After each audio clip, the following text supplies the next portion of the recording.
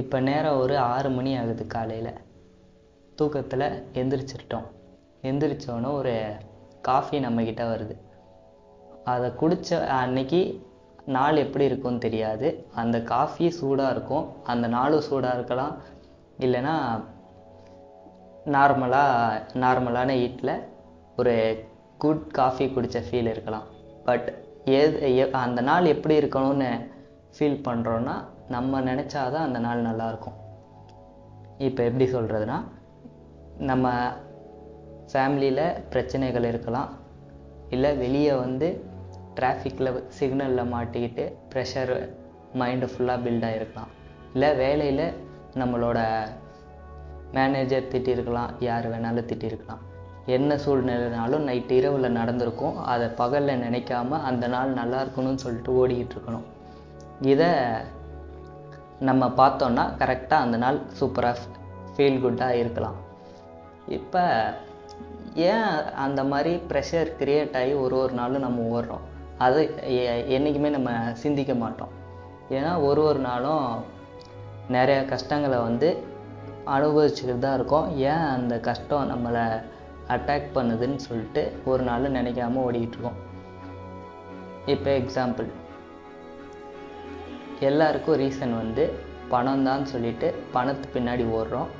அன்பு குறைஞ்சிருச்சு. இப்போ எல்லாருக்கும் தேவையானது மணின்னு சொல்லிட்டு பில்ட் ஆகிடுச்சு. ஸோ நம்ம அம்மா கிட்ட பேசுகிறதுக்கும் நேரம் இல்லை, நம்ம அப்பா கிட்ட பேசுகிறதுக்கும் நேரம் இல்லை. நேரம் இல்லாமல் எல்லோரும் இப்படி ஓடிக்கிட்டு இருக்கோம். ஸோ இப்போ இதுதான் நம்மளோட லைஃப் ஸ்டைலாக இருக்குது. இப்போ நம்ம ஒரு சின்ன குழந்தை பருவத்துக்கு அம்மாவோட வயிற்றுக்குள்ளே இருக்க மாதிரி கற்பனை பண்ணிக்க போகிறோம். அந்த உலகத்துக்குள்ளே நம்ம போகிறோம். எப்படின்னு பார்த்தீங்கன்னா, இப்போ தான் நம்ம அம்மா வயிற்றில் ஒரு கரு உருவாயிருக்கு. கருவில் நம்ம இருக்கோம்.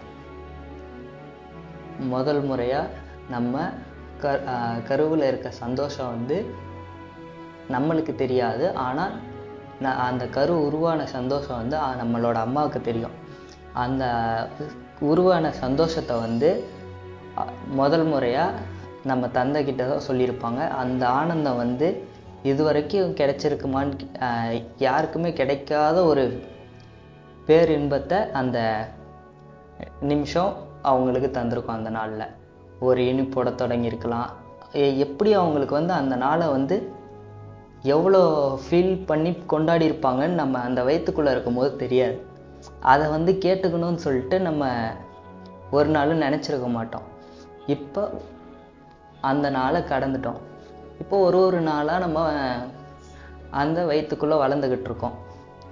வளர ஒரு 6 மாதம் ஆகுது. இந்த உலகத்தில் என்ன நடக்குது, வெளி உலகத்தில் என்ன நடக்குதுன்னு நம்மளுக்கு தெரியாது. ஆனால் இந்த 6 மாதமாக நம்ம உறங்கிக்கிட்டு தான் இருக்கோம். 6 மாதம் கழித்து தான் நம்மளுக்கு ஒரு இதய துடிப்பும் ஒரு சத்தமும் கேட்கும். முதல் சத்தம் ஒரு குரல் கேட்குது. அது பெண் குரலா ஆண் குரலா எது நம்மளுக்கு உணர முடியல. ஆனால் அந்த குரலில் இருக்க சத்தம் நம்மளுக்கு இது வரைக்கும் கிடைக்காத ஒரு இசைமலை. இசைன்னு நம்மளுக்கு தெரியாது. ஆனால் அந்த இசையில் தூங்குற சொர்க்கம் செம ஃபீல். அந்த மாதிரி ஒரு உணர்வில் இருக்கும். உணர்வில் இருக்கும் போது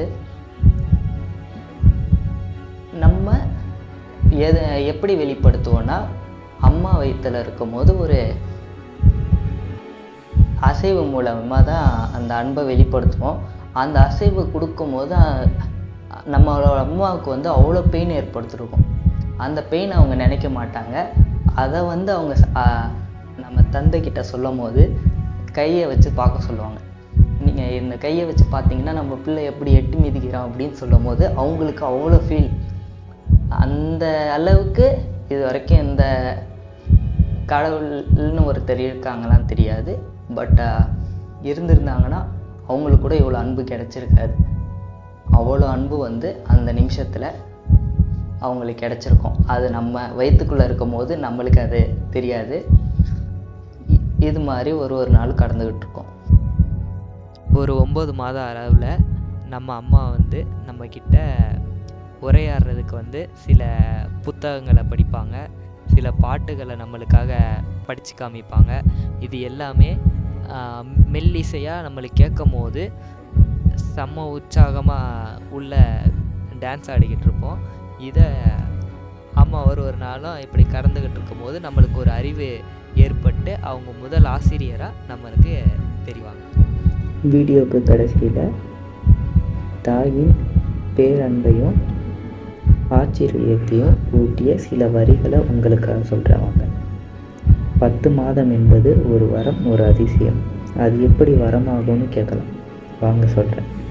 தாயின் கருவினில் தோன்றியவர்கள் நாம். முதல் முறை ஆனந்த கண்ணீர், சந்தோஷ பெருங்கடல் கண்ணில் ஏற்படும். தன் பிள்ளை உருவாகிய தருணத்தை தன் கணவனிடம் கூற ஆசைப்படுவாள். ஒரு நாளும் பிள்ளையின் வளர்ச்சியை கண்டு ஆனந்தம் பெறுவாள். 6 மாதத்தில் பிள்ளையின் இதய துடிப்பை கண்டு ஆச்சரியமடைவாள். ஒரு நாளும் பிள்ளையிடம் தனிமையில் உரையாட ஆசைப்படுவாள். என் பிள்ளை தங்கம், வைரம், செல்லம், இதுவரை இந்த உலகத்தில் கிடைத்திராத பேரன்பை அள்ளித் தருகையில் அசைவு மூலம் சந்தோஷத்தை வெளிப்படுத்தியிருப்போம். அந்த 10 மாதத்தில் தன் பிள்ளைக்காக உணவு பழக்கத்தை மாற்றிக்கொள்வாள். இதுவரை கிடைத்திராத அறுசுவை உணவு அப்பொழுது நம் எல்லோருக்கும் 10 மாதத்தில் கிடைத்திருக்கும். தன் பிள்ளை சிறந்த மனிதனாக மாற ஒரு நாளும் அழகிய சிறுகதை, புத்தகங்கள், பாட்டுகள், ஒளியின் மூலம் அந்த 10 மாதத்தில் முதல் ஆசிரியராய் தோன்றுகிறார். நன்றி.